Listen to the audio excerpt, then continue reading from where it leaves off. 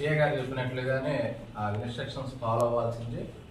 మునుపుటిలాగా కాకుండా మా ఎస్పీ గారి ఉత్తర్వుల మేరకు కొన్ని జాగ్రత్తలు తీసుకోవడం జరిగింది. పోలీస్ నిఘా ఉంటుంది. పైగా ప్రతి విగ్రహ మండపం సంబంధించి సీసీ క్యామ్స్ ఏర్పాటు చేయడం జరుగుతుంది. ఆ కమిటీతో మాట్లాడి మేమే పర్సనల్గా వెళ్ళి ఆ సీసీ క్యామ్స్ ఏదైతే ఉందో ఏర్పాటు చేస్తాము. రెండు, రాత్రుల పూట ఈ కమిటీకి సంబంధించిన ఇద్దరు వ్యక్తులు ఆ మండపంలో ఉండే విధంగా, అంటే 24 hours ఆ కమిటీయే బాధ్యత తీసుకోవాలి.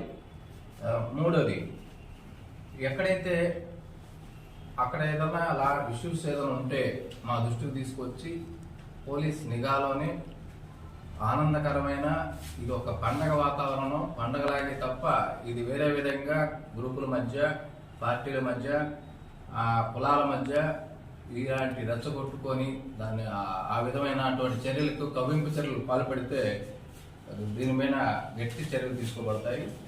మా నిఘా ఉంటుంది, మా పెట్రోలింగ్ ఉంటుంది. పైగా ప్రతి వార్డులో ఇప్పటికే 84 మండపాలు ఏర్పాట్లు జరుగుతూ ఉన్నాయి. దాంట్లో దాదాపు 50 వరకు కూడా ఈ సంవత్సరం కొత్తగా గవర్నమెంట్ యాప్ ఒకటి మన ఆన్లైన్లో యాప్లో ఒకటి విడుదల చేశారు. దాని ద్వారా ఆల్ డిపార్ట్మెంట్స్, ఫైర్ మరియు మేము, ఎలక్ట్రిసిటీ అన్ని డిపార్ట్మెంట్లు దాంట్లో ఇన్వాల్వ్ అయి ఉన్నాయి. వాళ్ళందరూ పర్మిషన్స్ కలుపుకొని ఫైనల్గా ఒక పర్మిషన్ ఇస్తాము. అందరూ కూడా అది తెలియని వాళ్ళు కూడా ఆ యాప్ను డౌన్లోడ్ చేసుకొని దాంట్లో పర్మిషన్ పెట్టమని చెప్తున్నాము. కొన్ని సమస్యాత్మకమైన గతంలో జరిగిన పరిస్థితులను బట్టి కొన్ని కమిటీ వాళ్ళని మేము పిలిచి వాళ్ళతో మాట్లాడి ప్రశాంతంగా జరిగే విధంగా వాళ్ళందరూ కూడా బైండ్ ఓవర్ చేసుకుంటాము. అది కూడా జరుగుతుంది.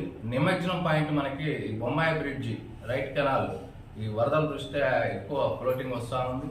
దాని మీద కూడా బారికేటింగ్, లైటింగు, ఎంఆర్ఓ గారు మేము ఇప్పుడు సార్ వస్తా ఉన్నారు, సార్ని తీసుకుని వెళ్ళి చూసి అక్కడ ఎప్పుడు కూడా మా పర్యవేక్షణలో సూపర్వైజింగ్, సీసీ క్యామ్స్ కూడా పెట్టి ఏ ప్రజలు ఎవరు కూడా దీంట్లో ఈ పండుగలో ఇబ్బంది పడకుండా మంచి వాతావరణంలో ఒక సంతోషకరంగా జరుపుకుంటారని కోరుకుంటూ, మీకు ఎలాంటి సమాచారం ఉన్నా పోలీసు వారికి తెలియజేయమని కోరుకుంటూ అందరికీ నమస్కారం.